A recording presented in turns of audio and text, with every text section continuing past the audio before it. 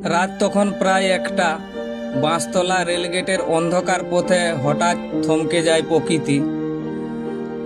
10টি হাতির একটি দল ধীরে ধীরে পার হচ্ছিল রেল লাইন। বাঁশতলার দিক থেকে সিপাহী বাঁধের দিকে যাচ্ছিল, খাবারের খোঁজে, হয়তো বা একটু শান্তির খোঁজে। ঠিক সেই সময় ছুটে আসে দ্রুতগামী জনশতাব্দী এক্সপ্রেস, আর মুহূর্তের মধ্যেই ঘটে যায় এক নির্মম অবিশ্বাস্য ঘটনা। রেল লাইনেই কাটা পড়ে মৃত্যু হয় 3টি হাতির। মৃতদের মধ্যে ছিল 2টি শাবক হাতি ও একটি পূর্ণবয়স্ক হাতি। বাকি 7টা হাতি যারা বেঁচে গেল তারা রেল লাইনের উপরেই দাঁড়িয়ে পড়ে মৃত সঙ্গীদের পাশে, নিঃশব্দে শোকে স্তব্ধ, তাদের চোখে শুধু জল।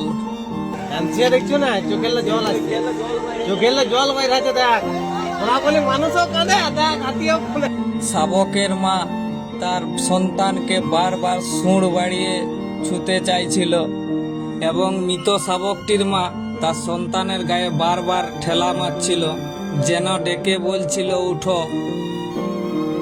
এক এমন কান্না যা কোনো শব্দে বোঝানো যায় না। নিঃশব্দ কান্নার মাধ্যমে যেন তারা বোঝাতে চাইছে আমাদের অপরাধটা কি। আমরা তো শুধু একটু পথ চেয়েছিলাম, তার বদলে পেলাম মৃত্যু। কেন এমনটা হলো আমাদের সাথে? ঘটনার পর থমকে থাকে ট্রেন।